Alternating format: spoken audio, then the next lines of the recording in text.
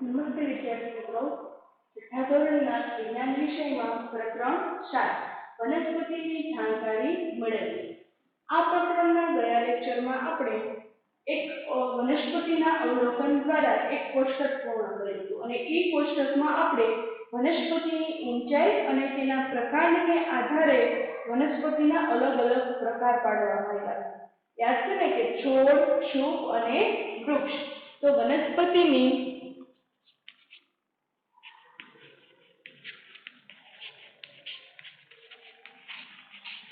ઊંચાઈ અને પ્રકાંડને આધારે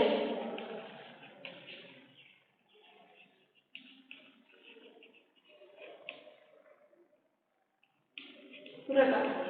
તો કે વિદ્યાર્થી મિત્રો, વનસ્પતિની ઊંચાઈ અને તેનું પ્રકાંડ કેવું છે અને કેટલી ઊંચાઈ છે તેના આધારે આપણે જોયું કે વનસ્પતિના 3 પ્રકાર પાડવામાં આવે છે.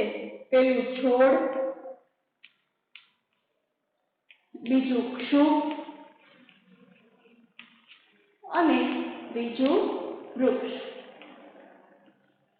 હવે વિદ્યાર્થી મિત્રો, આજે આપણે આ વનસ્પતિની ઊંચાઈ અને પ્રકારને આધારે જે 3 પ્રકાર પડે છે, છોડ, ક્ષુપ અને વૃક્ષ, આની આપણે આજે શબ્દશઃ વ્યાખ્યા અને તેના ઉદાહરણ જોઈશું કે કેવા કેવી વનસ્પતિને કયા કયા પ્રકારમાં સમાવેશ કરવામાં આવે છે. હવે આમાંથી આપણે આજે જોઈએ પહેલો પ્રકાર છોડ. કે છોડ છે એ કોને કહેવામાં આવે છે?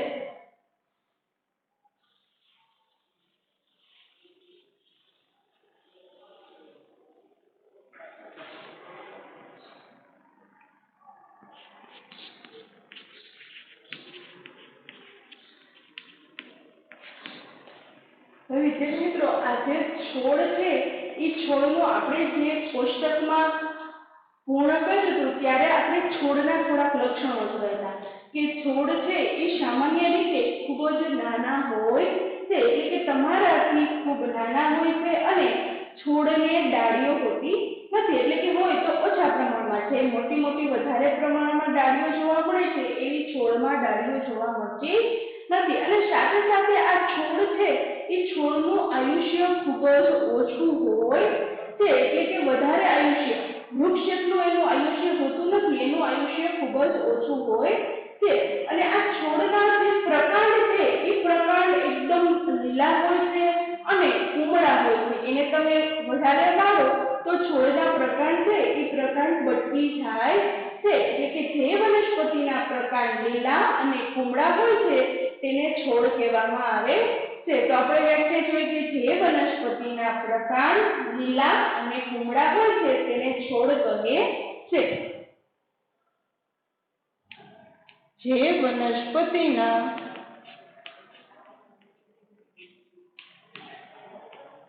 પ્રકાંડ લીલા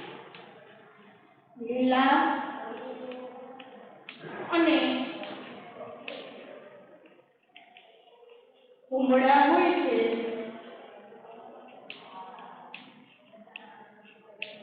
તેને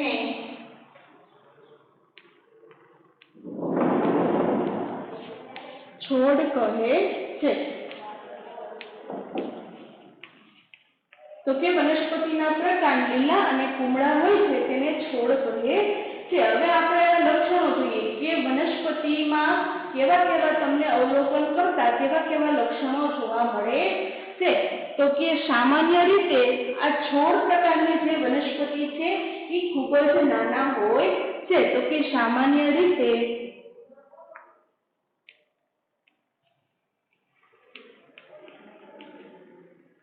છોડ નાના હોય છે.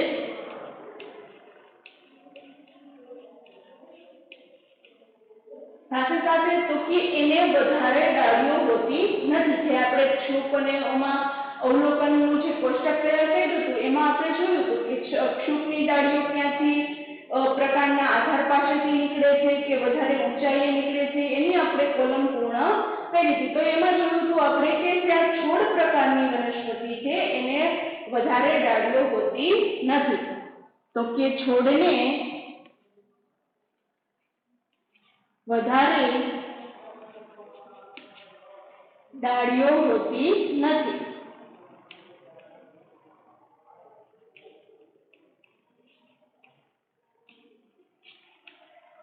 હવે જોઈએ તો કે સામાન્ય રીતે નાના હોય છે, છોડને વધારે ડાળીઓ હોતી નથી અને આ છોડ પ્રકારની જે વનસ્પતિ છે એનું આયુષ્ય ખૂબ જ ઓછું હોય છે, એટલે કે તેનું આયુષ્ય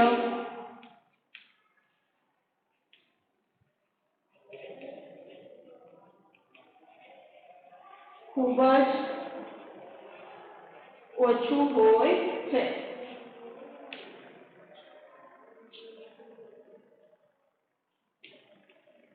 તો કે આ એના લક્ષણો જોયા કે સામાન્ય રીતે છોડ છે એ નાના હોય છે, છોડને વધારે ડાળીઓ હોતી નથી અને આયુષ્ય ખૂબ જ ઓછું હોય છે। સાથે સાથે તો કે જે વનસ્પતિના પ્રકાંડ લીલા અને કુમળા હોય છે તેને છોડ કહેવામાં આવે છે। હવે આપણે એનું ઉદાહરણ જોઈએ કે આ છોડ પ્રકારની વનસ્પતિ છે એમાં કઈ કઈ વનસ્પતિનો સમાવેશ કરવામાં આવે છે।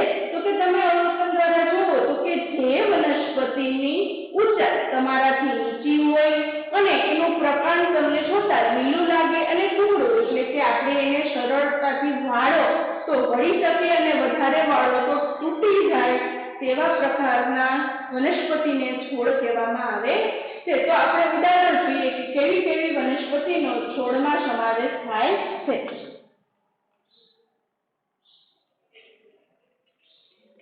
તો કે એના ઉદાહરણ જોઈએ તો કે છોડ પ્રકારની વનસ્પતિમાં એક તો આપણે જે ઘર આંગણે તુલસીનું વાવેતર રોપવામાં આવે છે તે તુલસી છે એ તુલસી ખૂબ જ નાના હોય છે તમારા કરતા ઊંચાઈમાં અને એનો જે પ્રકાંડ છે એ પ્રકાંડ લીલું અને કુમળું હોય છે। હવે વિદ્યાર્થી મિત્રો તમે ક્યારેક આ તુલસી છે એ તુલસીને તમારા કરતા ઊંચા પણ જોયા છે, પરંતુ એનું પ્રકાંડ છે એટલે એ લીલું અને કુમળું હોય છે, એટલે તુલસીનો છોડમાં સમાવેશ કરવામાં આવે છે। એટલે કે તુલસી, બીજું આપણે ફૂલમાં જોઈએ તો કે બારમાસી, જે બારમાસીના ફૂલ છોડ છે એ પણ છોડનો સમાવેશ કરવામાં આવે છે। પછી જોઈએ ગુલાબ, તો કે આ ગુલાબ છે એ પણ છોડ પ્રકારની વનસ્પતિ છે। તુલસી, બારમાસી, ગુલાબ, મકાઈ વગેરે। તો કે આ વગેરે વનસ્પતિ છે તુલસી, બારમાસી, ગુલાબ, મકાઈ વગેરે તેનો છોડમાં સમાવેશ કરવામાં આવે છે। એટલે કે આ જે વનસ્પતિ છે તેની ઊંચાઈ તમારા કરતા નાની હોય છે અને આનું આયુષ્ય ખૂબ જ ઓછું હોય છે અને પ્રકાંડ લીલું અને કુમળું હોય છે, એટલે કે આવી વનસ્પતિને છોડ કહેવામાં આવે છે।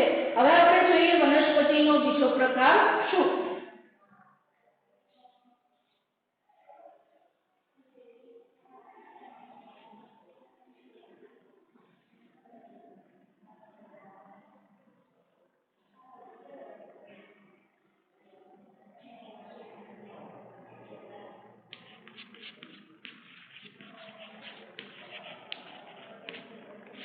તો કે ક્ષુપ પ્રકારની વનસ્પતિ કોને કહેવામાં આવે છે? તો કે આ કેટલીક વનસ્પતિઓ હોય છે એની શાખાઓ આધાર પાસેથી નીકળતી હોય, એટલે કે એનું જે પ્રકાંડ હોય એ પ્રકાંડનો જે આધાર એટલે કે જમીનથી ખૂબ જ નજીકથી એની જે શાખાઓ એટલે કે ડાળીઓ હોય છે એ નીકળતી છે। સાથે સાથે આ ક્ષુપ છે એક ક્ષુપ પ્રકારની વનસ્પતિનું પ્રકાંડ છે એ મજબૂત હોય છે, પરંતુ બહુ જાડું હોતું નથી, એટલે કે મજબૂત હોય છે, એટલે કે સરળતાથી આપણે એને વાળી શકતા નથી। આવી વનસ્પતિને ક્ષુપ કહેવામાં આવે છે। અને આપણે જોઈએ તો કે સામાન્ય રીતે ક્ષુપ જે વનસ્પતિ છે એની ઊંચાઈ 4 થી 6 ફૂટ જેટલી જે ઊંચાઈ છે એ ઊંચાઈ વાળી વનસ્પતિને ક્ષુપ કહેવામાં આવે છે। એટલે કે એની વ્યાખ્યા જોઈએ તો કે સામાન્ય રીતે 4 થી 6 ફૂટ જેટલી ઊંચાઈ ધરાવતી વનસ્પતિને ક્ષુપ કહે છે। સામાન્ય રીતે 4 થી 6 ફૂટ જેટલી ઊંચાઈ ધરાવતી વનસ્પતિને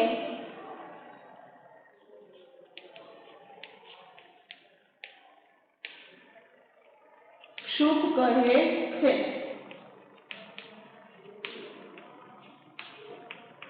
એટલે કે વિદ્યાર્થી મિત્રો સામાન્ય રીતે એની 4 થી 6 ફૂટ જેટલી ઊંચાઈ છે આ ક્ષુપ પ્રકારની વનસ્પતિ ધરાવે છે। એટલે કે તમારા જેટલી તમારી જે ઊંચાઈ છે તેટલી ઊંચાઈ ધરાવે છે। થોડી ઘણી ઊંચી હોય એટલે કે 4 થી 6 ફૂટ જેટલી ઊંચાઈમાં જે વનસ્પતિ આવતી હોય તેને ક્ષુપ કહેવામાં આવે છે।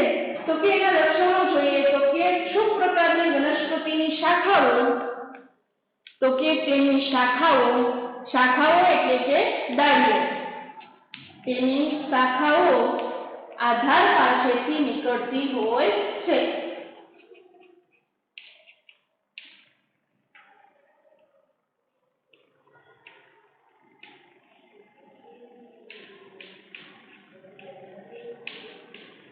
એટલે કે જમીનથી ખૂબ જ નજીક એના પ્રકાંડનો જ્યાં આધાર હોય એની પાસેથી નીકળતી હોય છે। બીજું જોઈએ તો કે આનું જે ક્ષુપ પ્રકારની વનસ્પતિનું પ્રકાંડ છે એ પ્રકાંડ મજબૂત હોય છે। એટલે કે તેનું પ્રકાંડ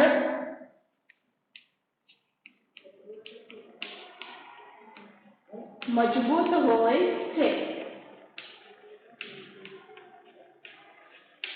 પણ જાડું હોતું નથી।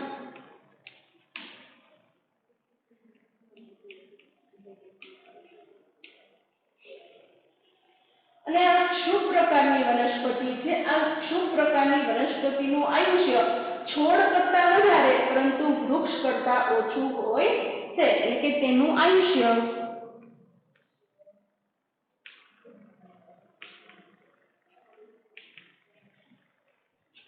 છોડ કરતા વધુ પરંતુ વૃક્ષ કરતા ઓછું હોય છે।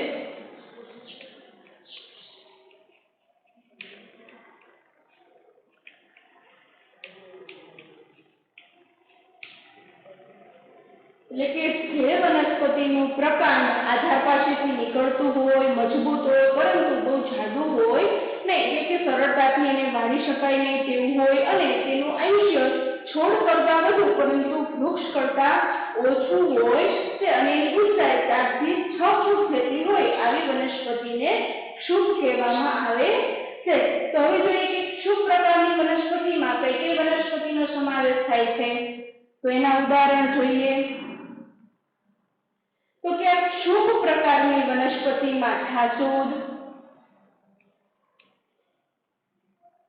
તમે ઠાસૂદની જોયો હશે કે ઠાસૂદ છે તેની ડાળીઓ છે એ આધાર પાસેથી નીકળતી હોય છે અને એનું પ્રકાંડ છે એ મજબૂત હોય છે પરંતુ વધારે પડતું જાડું હોતું નથી। ઠાસૂદ છે પછી જામફળી તે જામફળનું ઝાડ છે એને જામફળી કહેવામાં આવે છે। તે જ રીતે દાડમડી અને કરેણનું જે ફૂલ છે તે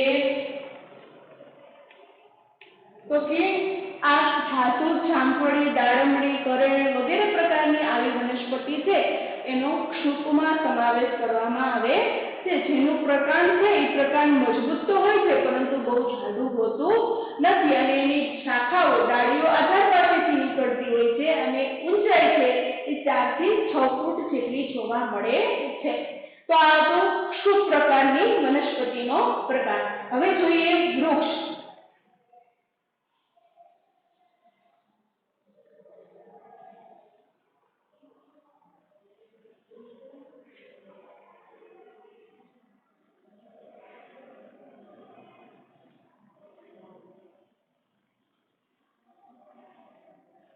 હવે વનસ્પતિનો ત્રીજો પ્રકાર વૃક્ષ। તો કે વૃક્ષ કોને કહેવામાં આવે છે તો વિદ્યાર્થી મિત્રો કેટલીક વનસ્પતિ છે એ તમે એનું અવલોકન કર્યું હોય જોયું હોય તો તમને ખ્યાલ હોય આપણે ઓલા કોષ્ટકમાં પણ પૂર્ણ કર્યું છે કે કેટલીક વનસ્પતિ છે એ ઘણી ઊંચી જોવા મળે છે અને એની શાખાઓ એની જે ડાળીઓ છે એ તમને આધાર પાસે નથી જોવા મળતી પરંતુ પ્રકાંડથી ખૂબ ઊંચાઈએ એની ડાળીઓ જોવા મળે છે અને એનું જે પ્રકાંડ છે એ પ્રકાંડ એકદમ કઠણ એટલે કે બહુ જ મજબૂત હોય છે, જાડું હોય છે, સાથે સાથે જે પ્રકાંડનો કલર છે એ કલર તમને કથ્થાઈ કલરનો જોવા મળે છે. તો કે એવી વનસ્પતિઓને વૃક્ષ કહેવામાં આવે છે. એટલે કે જે વનસ્પતિ ઘણી ઊંચી હોય અને તેનું પ્રકાંડ મજબૂત અને કથ્થાઈ રંગનું હોય તેને વૃક્ષ કહે છે. એટલે કે વ્યાખ્યા જોઈએ તો કે જે વનસ્પતિ ઘણી ઊંચી હોય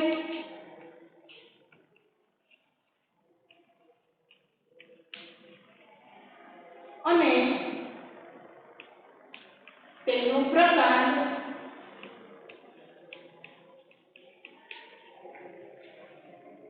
મજબૂત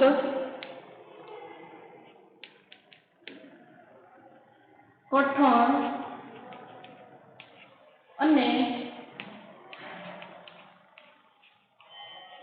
કથ્થાઈ રંગનું હોય તેને વૃક્ષ કહે છે. એટલે કે તે વનસ્પતિ ઘણી ઊંચી હોય અને પ્રકાંડ છે એ પ્રકાંડ મજબૂત કઠણ અને કથ્થાઈ રંગનું હોય તો તેને વૃક્ષ કહેવામાં આવે છે. તો કે વિદ્યાર્થી મિત્રો આના લક્ષણો જોઈ તો કે એની જે શાખાઓ છે એ શાખાઓ પ્રકાંડથી ઘણી ઊંચાઈએ જોવા મળે છે. તો કે તેની શાખાઓ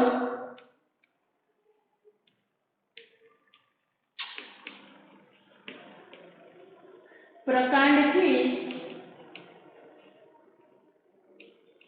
ઘણી ઊંચાઈએ જોવા મળે છે.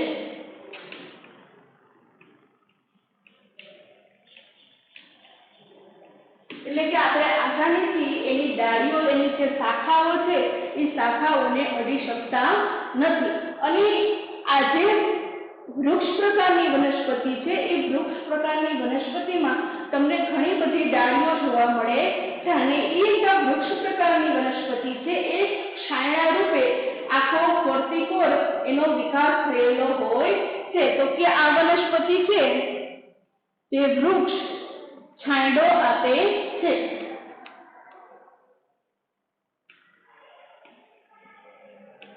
અને આ વૃક્ષ પ્રકારનું આયુષ્ય છે એ ઘણું જ વધારે હોય છે. એટલે કે વૃક્ષનું આયુષ્ય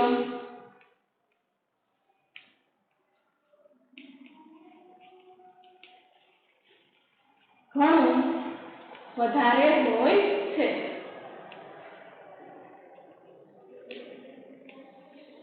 એટલે કે છોડ, છૂપ અને વૃક્ષમાંથી સૌથી વધારે આયુષ્ય આ વૃક્ષ પ્રકારની વનસ્પતિનું હોય છે.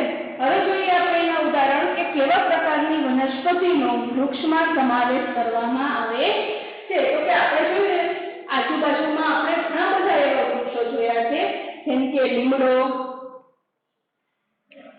વડ, પછી આંબો,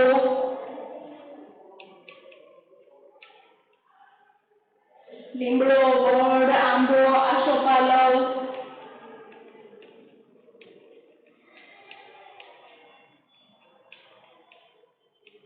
વગેરેનો આ વૃક્ષ પ્રકારની વનસ્પતિમાં સમાવેશ કરવામાં આવે છે. આમ વૃક્ષ પ્રકારની વનસ્પતિ છે એ ઘણી ઊંચી હોય છે, તેનું પ્રકાંડ છે એ મજબૂત અને કથ્થાઈ કલરનું હોય છે, સાથે સાથે એનું આયુષ્ય છે એ આયુષ્ય ઘણું જ વધારે હોય છે. અને આ વૃક્ષ પ્રકારની વનસ્પતિ છે એ આપણને છાંયડો આપે છે. આમાં આપણે ત્રણ પ્રકાર જોયા વનસ્પતિના: છોડ, છૂપ અને વૃક્ષ. એટલે કે આ અલગ અલગ પ્રકારની વનસ્પતિ છે એના મુખ્ય આ ત્રણ વિભાગમાં વર્ગીકરણ કરવામાં આવે છે: છોડ, છૂપ અને વૃક્ષ. હવે વિદ્યાર્થી મિત્રો તમને જાણીને નવાઈ લાગશે કે મની પ્લાન્ટ છે, દ્રાક્ષ, તમે જે દ્રાક્ષ ખાવ છો એ દ્રાક્ષ છે, પછી તો કે દૂધી છે, આ એવી વનસ્પતિ કઈ વનસ્પતિમાં થતા હશે અને એના પ્રકાંડ કેવા હશે? તો કે દ્રાક્ષના મની પ્લાન્ટ એટલે કોઈ પૈસા ઉગાડતો છોડ નહીં, પરંતુ મની પ્લાન્ટ એટલે કે ધનવેલ જે ઘરમાં સુશોભન માટે ઉગાડવામાં આવે છે એ મની પ્લાન્ટ છે. તો કે આ બધાના પ્રકાંડ છે એ પ્રકાંડ કેવા હશે? તો કે તમને જાણીને નવાઈ લાગશે કે કેટલાક છે આ બધા જે વનસ્પતિ દ્રાવકની તમે જોયા હોય તો એ પોતે ટટ્ટાર નથી થઈ શકતા, પરંતુ બીજાનો આધાર લઈને આરોહણ એટલે કે ઉપર ચડતા હોય તે પોતે સીધા ટટ્ટાર કરીને એનો વિકાસ થઈ શકતો નથી. તો હવે આપણે જોઈએ કે આવી વનસ્પતિના પ્રકાર છે એ કેવા હોય અને એને કેવા પ્રકારની વનસ્પતિ કહેવામાં આવે છે.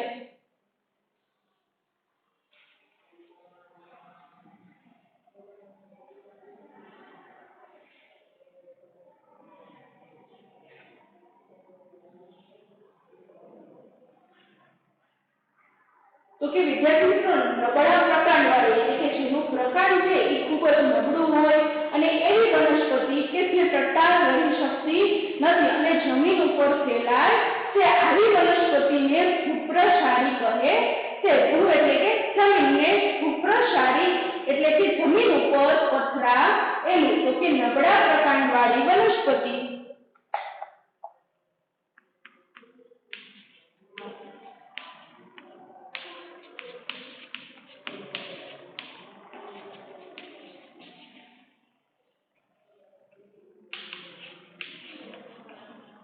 નબળા પ્રકાંડવાળી વનસ્પતિ કે જે ટટ્ટાર રહી શકતી નથી.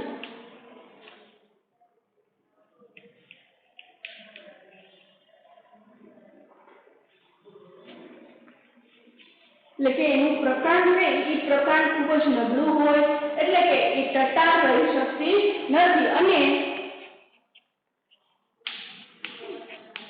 જમીન પર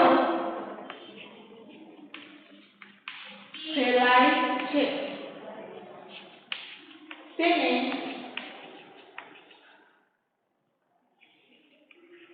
ભૂપ્રસારી કહે છે.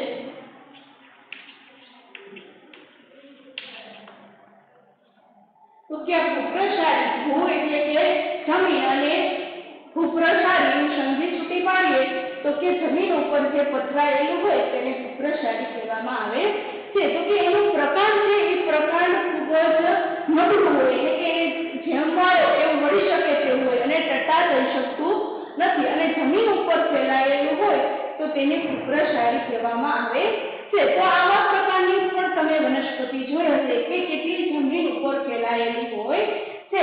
જેમ કે તમે તરબૂચ જોયું હોય તો તરબૂચ જેમાં થાય છે તે વનસ્પતિ છે એ વનસ્પતિ જમીન ઉપર ફેલાયેલી હોય છે. એટલે આપણે ઉદાહરણ તરીકે જોઈએ તો કે તરબૂચ,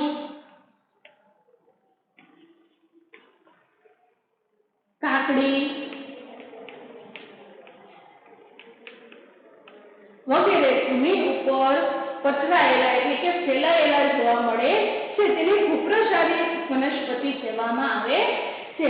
હવે વિદ્યાર્થી મિત્રો કેટલી તમે એવી પણ વનસ્પતિ જોઈ હશે કે જે દિવાલ પર અથવા તો બીજા કોઈ તમે કઈ આધાર રાખ્યો હોય તો એ આધાર ઉપર આરોહણ કરીને એટલે કે એનો આધાર લઈને વીંટળાઈને ઉપર ચડતી જ હોય છે. એટલે કે વનસ્પતિના પ્રકાંડ છે એવી વનસ્પતિના પ્રકાંડ ખૂબ જ નબળા હોય.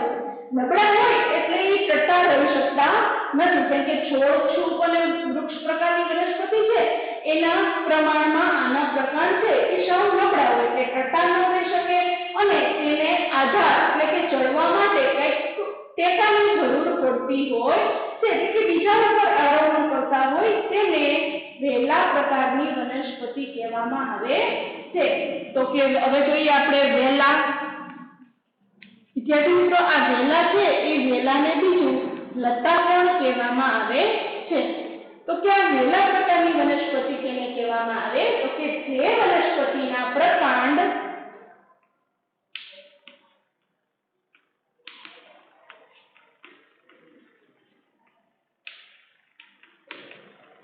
નબળા હોય અને ટટ્ટાર ન રહી શકે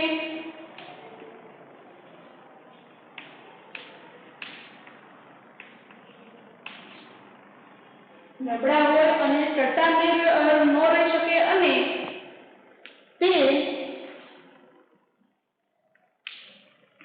આધાર લઈને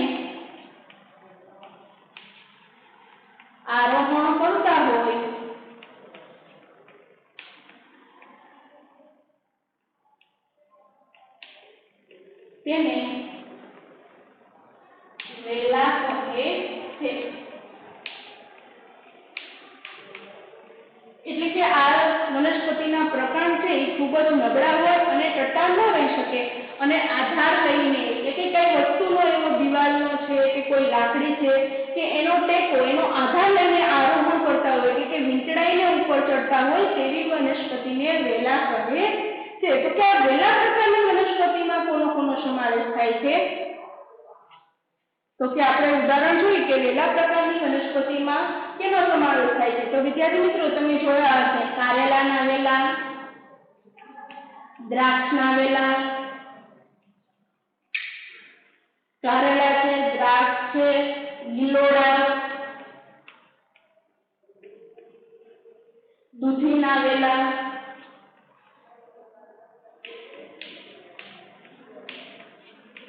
વગેરે છે।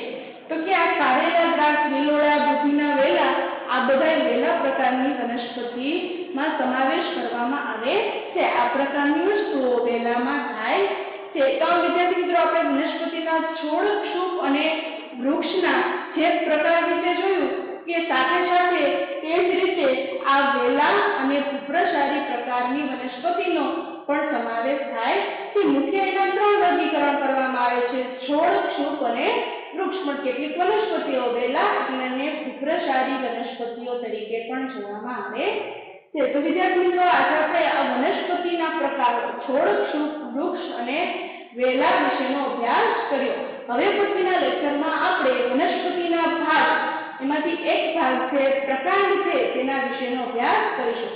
તો વિદ્યાર્થી મિત્રો આજના હોમવર્કની નોંધ કરી લેશો। તો કે આજે તમારે હોમવર્કમાં સ્વાધ્યાય પોથીમાં આ 7મો પાઠ છે એ 7મા પાઠમાં પ્રશ્ન 3 એના પેટા પ્રશ્ન 1 થી 6 જે ટૂંકમાં ઉત્તર છે તે લખવાના છે અને પ્રશ્ન 7 નો બીજો અને પ્રશ્ન 8